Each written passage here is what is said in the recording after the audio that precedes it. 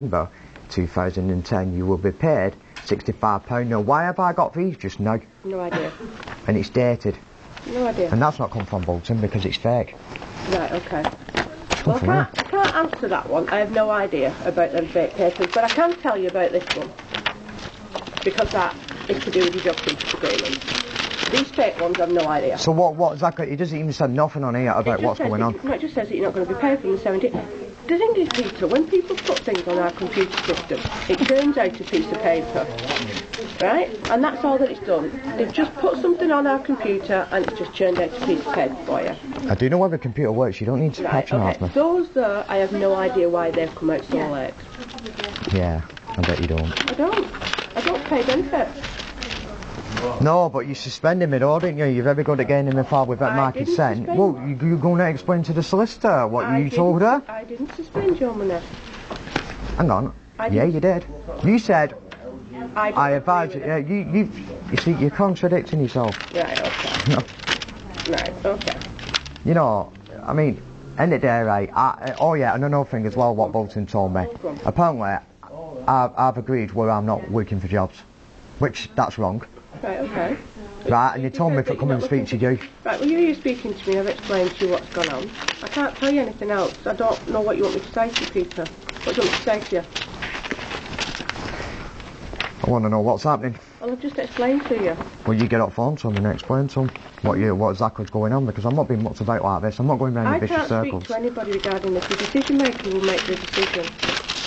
Once it's made, if they think that job seekers agreement is fine, which I've no doubt they will think it's fine because it was your original one and you were being paid off that anyway, then the money will be released. As for the 17th, because your decision, because your actual restrictions were there, you may not get paid for that period. Well, that's wrong because I want all my money back dating and you are still on my 14 days payment as it is, and I've got a piece of paper proving it. I have no idea what that is to do with it. Like I said to you, that happened a long time before I started here. I have no idea about that. All I can tell you is, from there, you had a disputed job seekers agreement. You're not going to be paid until that dispute is resolved. I then sent in a new one. I didn't change your job seekers agreement. I changed it on the computer, but you told me what to write. So you I didn't tell you about hours. And then you turned around to the solicitor and you told her that. I was there. I listened to exactly what you said. I know you did. You did restrict your hours. Not on this one. But on the one when you wanted to be a mechanic, you restricted your hours. No, I didn't. You did? Excuse me. No, I didn't. Right, okay, then you didn't. I kept it all open. Right, okay. I should know what I said. I'm not stupid. No. Right, that's fine then. But what they've done is a disputed job seekers agreement. So what they're saying is... Yeah, in other words, you got put a restriction on me because at the end of the day you're finding some way of getting everybody off the dole. And that comes down to it. That is the truth. Getting everybody off the dole, is that not our job? To get people into work? No, because you lot don't want us getting a job. Right. Because the more people come out the door, the more of the bonus pay you lot get. You see, I know how your system works. I've been in it. I've seen what goes on. That's fine, but as far as I'm concerned, I would love you to get a job. Yeah, I wish I could get a job. Or what if I come back here ever again? Well... But the last time I had a job, where is she? Kath? Oh, mysteriously disappeared as usual. Right, I had a job working at James Street Garage. Right. Right. Yeah, exactly. She came in, the minute she came in, mucked everything up, I lost my job for got sacked from for dismissal. Right. And what did that get done about it? Nothing. I weren't paying tax, I weren't paying your national insurance. I was actually being paid a 16-year-old kid's wage. Right. And how old were you? How old was I? I was 28-year-old. Right, okay. Right. And another thing as well, that was it, hardship provision. I've had that checked out. That's only for 16-year-olds. It's not. Oh yeah, it is. Right, okay. If you look on the internet, it tells you everything about it. Right. We don't deal with hardship, but you can apply for hardship. I already have. Right, okay. And have you been... I've not heard nothing from that. Okay, well I can't help you with that. No. We don't deal with that neither, but all I can do is tell you that you can apply for hardship. And if it was only for you, for 16-year-olds, your solicitor wouldn't have advised you, because she did tell me that you were going to claim hardship when I spoke to her on Friday. I'm quite sure she's aware that you're over 16, so she wouldn't have advised you to go for hardship if it's only for 16-year-olds. So she obviously knows it exists for over 16s, which it does.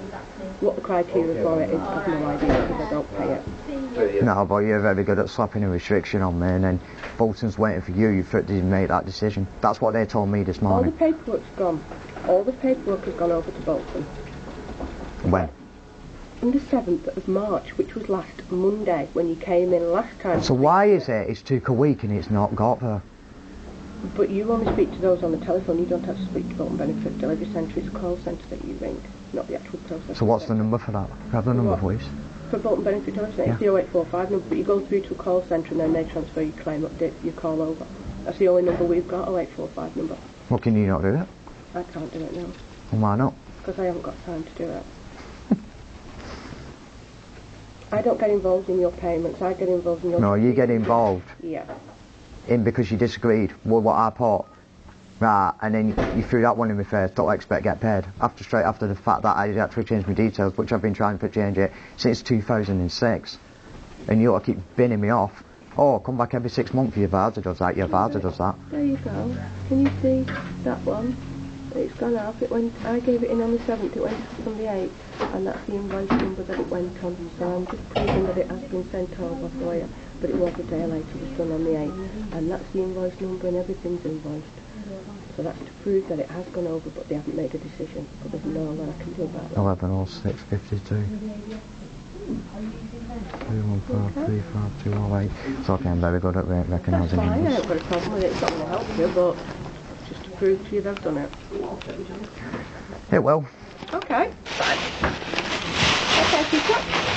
Right, so, end it there, you're turning around and saying that's up to the decision maker now? Yes, it is. It's up to the decision maker to make the decision.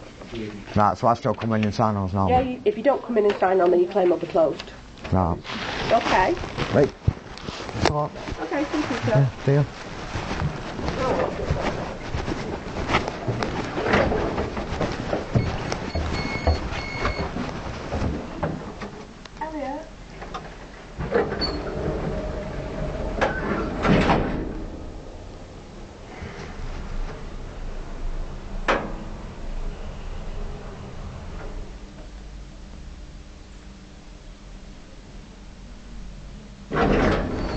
Right, thanks a lot. See you.